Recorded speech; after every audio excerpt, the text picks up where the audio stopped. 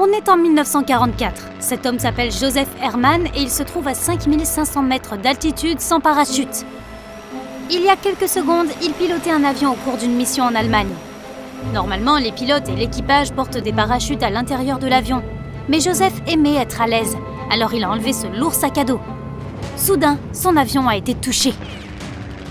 Il a ordonné à tous les membres de l'équipage d'évacuer et a couru chercher son parachute. Mais quelques secondes plus tard, l'avion a explosé.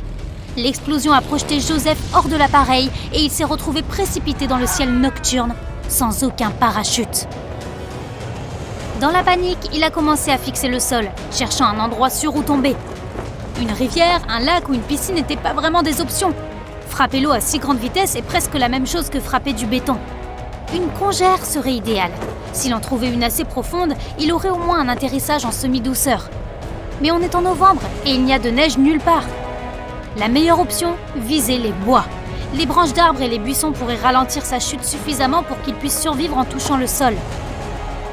Ces pensées ont pris du temps à Joseph, et maintenant il n'est plus qu'à 1800 mètres. C'est alors qu'un miracle se produit. Il heurte quelque chose et, par réflexe, s'y agrippe. Au début, il croit que c'est un morceau de l'avion qui tombait aussi. Mais non, ce sont les jambes de quelqu'un. C'est un membre de son équipage qui vient d'ouvrir son parachute. En s'accrochant à son nouveau meilleur ami pour la vie, Joseph a presque atteint le sol. Les deux officiers se préparent à l'impact. Le parachute n'a été conçu que pour une seule personne. Avec un poids 2 fois plus important, il ne peut pas tomber à une vitesse sûre. Bien que Joseph ait reçu un coup massif à la poitrine de la part de son partenaire de parachutisme, il réussit quand même à se poser. Il souffre de plusieurs blessures, mais il a quand même survécu à une chute de 5500 mètres. Mais ce n'est même pas le record de chute libre sans parachute. Voici Vesna Vulovic. Il y a encore 50 ans, elle était hôtesse de l'air stagiaire. Et comme la plupart du temps, elle s'occupait des passagers en cabine. L'avion volait à plus de 10 000 mètres quand il s'est disloqué. Vesna a survécu au chaos initial et a entamé sa chute libre. Elle a immédiatement perdu conscience et n'a gardé absolument aucun souvenir de ce qu'elle faisait alors qu'elle se précipitait vers la terre. Quelques minutes plus tard, elle s'est posée, ou plutôt écrasée. Et elle a survécu. Un garde forestier local l'a trouvée parmi les débris de l'avion. Elle avait de multiples blessures, mais après 16 mois, elle s'est complètement rétablie. Elle voulait même reprendre son travail d'hôtesse de l'air. Elle n'avait aucun souvenir de l'accident ou de la chute. Elle a peut-être été sauvée par les arbres et la neige.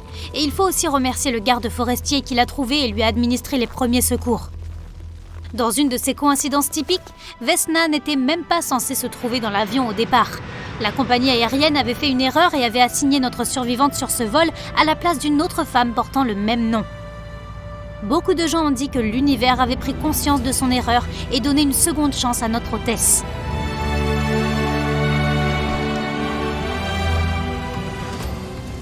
Cet homme se nomme Luke Aikins et il a fait l'une des chutes libres les plus folles de tous les temps. Sans parachute, évidemment. Nous sommes à 7600 mètres. 4 personnes sautent d'un avion et seulement 3 d'entre elles ont un parachute. Le pauvre gars sans parachute est notre héros. Les autres sont les membres de son équipage. Ils filment le saut de Luke et l'aident à rester dans la bonne direction. Ils ont des fusées de signalisation attachées à leurs pieds pour que Luke puisse les distinguer à travers les nuages. Nous sommes maintenant à 5200 mètres. La vitesse de Luke est maintenant de 240 km/h et son pouls est presque 3 fois plus élevé que son rythme cardiaque habituel. Vers la moitié du trajet, un membre de l'équipage aide Luke à retirer son masque à oxygène. Plus l'altitude est élevée, moins il y a d'oxygène. Donc quand Luke a quitté l'avion, il a eu besoin d'un masque pour l'empêcher de s'évanouir. Mais maintenant, notre héros respire à nouveau tout seul. 1500 mètres. Les autres membres de l'équipe ouvrent leur parachute et Luke est laissé tout seul. Il s'approche du site d'atterrissage. C'est un filet géant, de la taille d'un 8e de terrain de football. Il est tendu entre 4 grandes grues. Chaque grue a des projecteurs spéciaux pour aider Luke à trouver le lieu d'atterrissage parfait, sur un filet suspendu à 20 étages du sol. Luke est juste au-dessus de sa cible et juste avant d'atterrir, il pivote sur le dos pour atterrir en toute sécurité. 3, 2, 1, atterrissage ? Ou comment appelle-t-on ça ? La foule est déchaînée et Luke peut être fier de lui. Une telle cascade demande presque 2 ans d'entraînement et de pratique. Luke Aikins avait déjà fait 18 000 sauts en parachute auparavant, sachant qu'en moyenne, une chute libre dure 2 minutes et demie. Luke a passé pas moins de 31 jours en chute libre. Et si on sautait de 5 fois plus haut que ça ? il fait un froid glacial à 39 000 mètres d'altitude.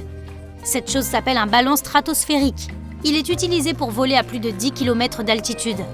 En 2 heures environ, cet engin a emmené le futur détenteur du record, Felix Baumgartner, dans la stratosphère.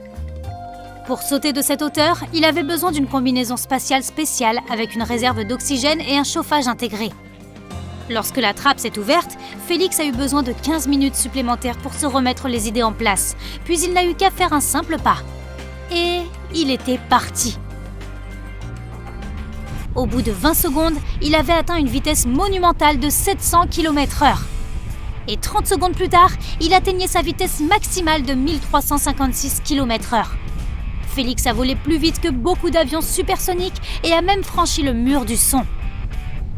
Au sol, un groupe de personnes a même entendu le boom supersonique, comme celui que l'on entend quand les avions franchissent le mur du son. Cela aurait certainement étonné Félix, mais il allait si vite que le boom s'est produit bien au-dessus de lui. La force exercée sur son corps était d'ailleurs beaucoup plus dangereuse. Après environ 1 minute de vol, il s'est mis à tournoyer à toute vitesse. Son corps subissait plus de force G que les astronautes qui décollent dans une navette spatiale. S'il avait complètement perdu connaissance, le saut se serait terminé de façon bien différente. Mais au bout de 13 secondes, la rotation s'est arrêtée et il a réussi à se stabiliser. Au bout de 3 minutes et demie, il a commencé à ralentir. En se rapprochant de la surface, l'air devenait plus dense, si bien qu'il est tombé plus lentement. 4 minutes et 16 secondes de chute libre. Félix a libéré son parachute, mais c'était trop tôt. Le problème était que sa visière commençait à s'embuer à cause de problèmes de chauffage. Il ne savait donc pas exactement à quelle hauteur il était. Donc juste pour être sûr, il a ouvert son parachute un peu trop tôt. Il a dit qu'il avait l'impression de flotter dans l'eau, sans savoir dans quelle direction il allait. 9 minutes plus tard, il s'est enfin posé sur la terre ferme. Il venait d'établir plusieurs records du monde. Le plus haut saut, la plus grande distance et la plus grande vitesse de chute libre. De plus, il est le seul à avoir franchi le mur du son sans utiliser de moteur. Mais son record du plus haut saut a vite été battu. Alan Eustace a sauté de près de 41 500 mètres. À ce niveau-là, une combinaison spatiale étanche et un parachute spécial ne sont pas optionnels. Mais que faire si tu te retrouves à 40 000 mètres sans aucun équipement ? Il fera environ 0 degré, donc tu ne gèlerais pas vraiment. Mais en tombant à grande vitesse, tu devrais endurer une température ressentie d'environ moins 55 degrés. Une veste chaude pourrait être utile. Toutefois, le véritable danger serait le manque d'air. Si tu veux rester vigilant, il te suffit d'avoir un masque à oxygène. Disons que tu as une combinaison spatiale chaude et de l'oxygène. Qu'est-ce que tu fais maintenant ? Tu dois te mettre dans une position qui crée une résistance maximale à l'air. Écarte tes bras et tes jambes, pointe ta poitrine vers le bas et incline ta tête vers l'arrière. Maintenant, tu as le temps de choisir un bon endroit pour atterrir. Souviens-toi que l'eau n'est pas ton ami. Cherche de la neige ou une forêt. Une fois que tu as choisi ton emplacement, tu dois te préparer à l'impact. Pourquoi ne pas suivre l'exemple de Luke Aikins ? Retourne-toi sur le dos, presse tes jambes contre ta poitrine et couvre ta tête avec tes mains. Mais ça va probablement faire mal quand même.